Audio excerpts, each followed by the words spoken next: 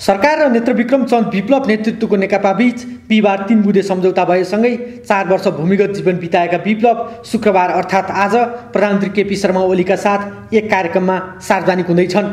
वाकपटुतामा अब्बल विप्लव समकालीन नेताहरूमा जनतालाई प्रभाव पार्न सक्ने एक राजनीतिज्ञ हुन्।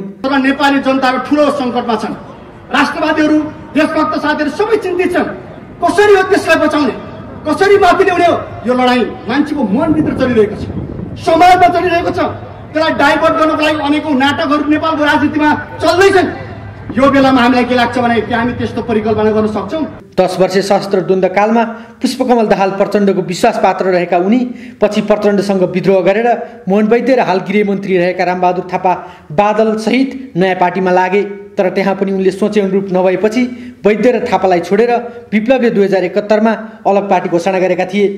2073 सालको फागुनमा पार्टीको महाधिवेशनपछि भूमिगत रहेका नेत्रविक्रम चन्द विप्लव समूहमाथि सरकारले 28 फागुन 2075 मा प्रतिबन्ध लगायो। 4 वर्ष पुरै भूमिगत जीवन बिताएका उनी आज राष्ट्रिय सभागृहको औपचारिक कार्यक्रमबाट सार्वजनिक मात्रा हुने छैनन्, त्यहाँको भव्य कार्यक्रममा सम्बोधन गर्नेछन्। 2074 साल मङ्सिरको सङ्घीय तथा प्रदेश सभा चुनावका लागि बनेको तत्कालीन नेकपा एमाले र माओवादी केन्द्रको वाम गठबन्धनलाई समेत उनले दाम गठबन्धन र खानाका लागि गरेको गठबन्धनको संज्ञा दिएका थिए। यो वाम गठबन्धनको कुरा होइन, भ्रम हो यो। अहिलेको यो दृष्टिकोणविहीन गठजोड हो, यो विचारविहीन गठजोड हो। यो कुनै तपाईको चाहिँ मतलब चाहिँ स्ट्र्याटेजिकली होइन यो कुरा। यो कुरा फाइदाको लागि, त्यसले वाम होइन। साथीहरूले पनि भन्यो, मलाई बढी लाग्छ भने यो वाम होइन, यो दामको लागि गरेको गठजोड। सब मिलेर खानको लागि गरेको गठजोड हो यो। अनि नामको लागि गठजोड हो। कतै आफू भइरहेको नाम फुकिहाल्छ कि उसलाई पनि एउटा समय थियो कि भित्र मारामार गर्ने। बाबुराम र प्रचण्ड मञ्चमा आयो भने के भन्ने, बाबुरामले के भन्थ्यो भन्दाखेरि मैले त प्रचण्डलाई लेनिन जस्तै देख्छु भन्ने। अनि प्रचण्डले बाबुरामलाई के भन्ने, म त बाबुरामजीलाई मेगा आदि देख्छु भन्ने। अनि भित्र के भन्ने, यो बाबुराम चाहिँ भारतको दलाल है, बुझिराख्नु। निडर र हक्की स्वभावका विप्लवले 14 मङ्सिर 2062 मा तत्कालीन शाही नेपाली सेनाले रोल्पामा प्रचण्डलाई लक्षित गरेर कारबाही चलाएका बेला बचाएका थिए। प्रचण्डले जुन घरमा सेल्टर लिएका थिए त्यही सेनाले माथिबाट गोलाबारी गर्यो। पूर्व माओवादी नेता तथा हाल नेकपा सांसद राम कार्की भन्छन् अध्यक्षलाई त्योभन्दा पहिले सिफ्ट नगरेको भए उहाँ टार्गेट हुनुहुन्थ्यो। राप्तीको विशेष ब्युरो इन्चार्जका रूपमा विप्लवले त्यसबेला प्रचण्डको सुरक्षा र व्यवस्थापनको जिम्मेवारी सम्हालेको कार्की बताउँछन्। सैनिक आक्रमणबाट प्रचण्डलाई बचाएकै कारण पार्टी वित्तमा विप्लवको प्रशंसा भएको नेताहरू बताउँछन्। 63 सालसम्म आइपुग्दा उनी तत्कालीन माओवादीका सुप्रिम कमान्डर पुष्पकमल दाहाल प्रचण्डको विश्वास पात्रको रूपमा देखिएका थिए। तर शान्ति प्रक्रिया सुरु भएसँगै प्रचण्ड सत्ताको पछि लागेपछि जनताले सोचे जस्तो परिवर्तन नभएको भन्दै उनी प्रचण्डसँग ताडिँदै गए। केपी शर्मा ओली नेतृत्वको वर्तमान सरकारसँग वार्ता गरेर शान्तिपूर्ण राजनीतिमा आउने तयारी गरेका विप्लवले 2039 सालमा अखिल 6औँबाट राजनीतिक यात्रा सुरु गरेका हुन्। सशस्त्र युद्धको बेला उनी माओवादी निकट विद्यार्थी सङ्गठन अन्नायु क्रान्तिकारीका उपाध्यक्ष थिए भने पार्टीको ललितपुर जिल्ला सचिवको जिम्मेवारी पनि सम्हालिरहेका थिए। 54 सालमा पार्टीको कर्णाली उपक्षेत्रीय ब्युरो इन्चार्ज बनेका विप्लव हक्की, आँटिलो र विद्रोही स्वभावका थिए। 2055 भदौमा भएको माओवादी विस्तारित बैठकबाट उनी केन्द्रीय सदस्य बनेका थिए। कर्णालीमा रहेकै बेला कालीकोटको पदमघाट प्रहरी चौकीमा आक्रमण गरेर प्रहरीको हतियार खोज्न सफल भएपछि उनको चर्चा चुलिएको थियो। रुकुमको चुनुवाङमा 2062 असोजमा भएको बैठकपछि तत्कालीन 7 दलीय गठबन्धनसँग रोल्पामा वार्ता भएको थियो। पछि गिरिजाप्रसाद कोइराला नेतृत्वको सरकार र तत्कालीन माओवादी बीच भारतको नयाँ दिल्लीमा वार्ता तय भयो। वार्ता टोलीमा बाबुराम भट्टराई, कृष्णबहादुर महराहरू परे। प्रचण्ड 12 बुँदे सहमतिमा हस्ताक्षर गर्न दिल्ली गए, विप्लव रोल्पामै रहे। शान्ति वार्ताका लागि सिक्लेसबाट प्रचण्ड बाबुरामहरू काठमाडौँ आउँदा सुरक्षा व्यवस्थापन सहितका सबै जिम्मेवारी वर्षमान पुन अनन्तले पाए। त्यसबेला माओवादीको भेरी कर्णाली ब्युरो इन्चार्ज रहेका महेश्वर जङ गहतराज सम्झन्छन् नेताहरूको सुरक्षा र व्यवस्थापन सम्बन्धित ब्युरोबाट हुन्थ्यो। उपत्यका विशेष ब्युरो इन्चार्ज भएकाले नेता पुनले अध्यक्षहरूको व्यवस्थापन गर्ने जिम्मेवारी पाउनुभयो। पुन उपत्यकाको ब्युरोसँगै जनमुक्ति सेनाको डेपुटी कमान्डर समेत थिए। त्यसयता विप्लव भने प्रचण्डबाट क्रमशः टाढिँदै गए। सेना समायोजनको प्रक्रियामा विप्लवले प्रचण्डको विरोध गरे। महापतन नामको पुस्तकमा प्रचण्ड बाबुरामले 2069 सालमा जनमुक्ति सेनालाई समाप्त गरिदिएको विप्लवको भनाइ छ।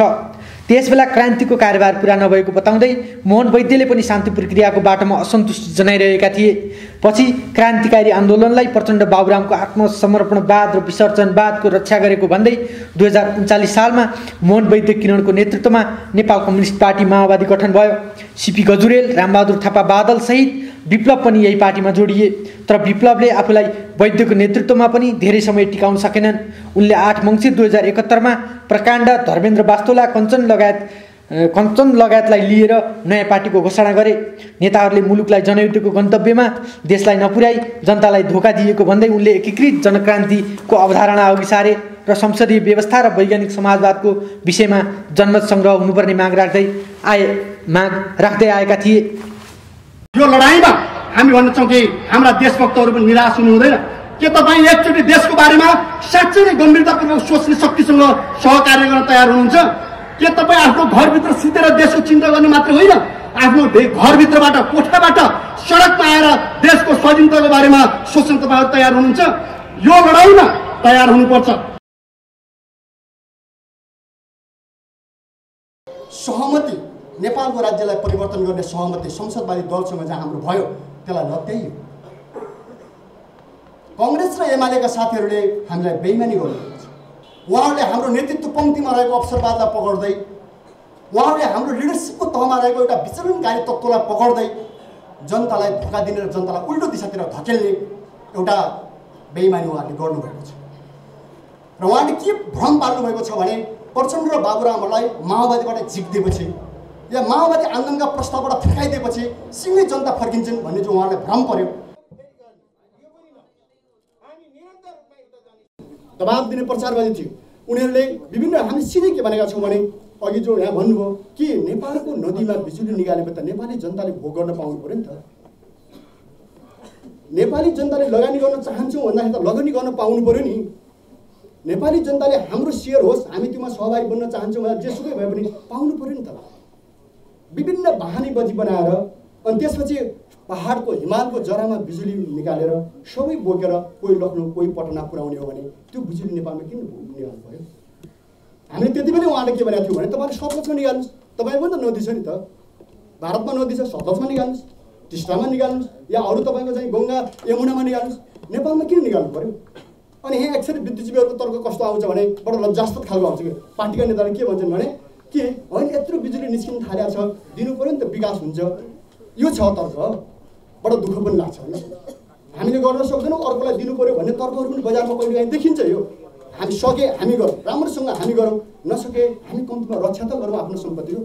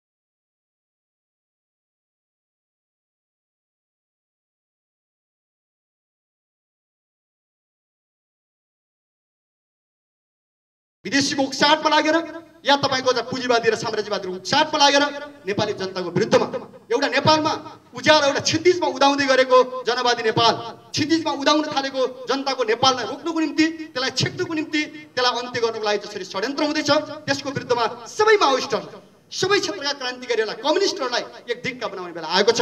हामी त्यतातिर लाग्छौँ र हामी के भन्छौँ भने कि आजको नेपालमा हामी सबै माओइस्टहरू जे जति हामी छौँ, हामी बाँधिएका, प्रतिबद्ध भएका, क्रान्ति हाँक्दै यहाँसम्म आएका हामी एकताबद्ध हुनैपर्छ। भुलहरू सच्याउनुपर्छ, विचलनहरूलाई सच्याउनुपर्छ, त्यत्तिकै एकता फेरि सम्भव छैन। प्रक्रियामा हामी अगाडि बढिरहेका छौँ। मूल रूपले हामी यति बेला पनि हामी क्रान्तिकारीहरूको कामलाई बाट हेर्दाखेरि सानातिना जिल्लाहरूमा असंख्य चिजलाई निर्धारण गर्छ भन्ने कुरा अहिले गलत दिशा लियो। जब त्यो हाम्रो कार्यनीतिले धेरै दुःख झेल्नु परेको छ।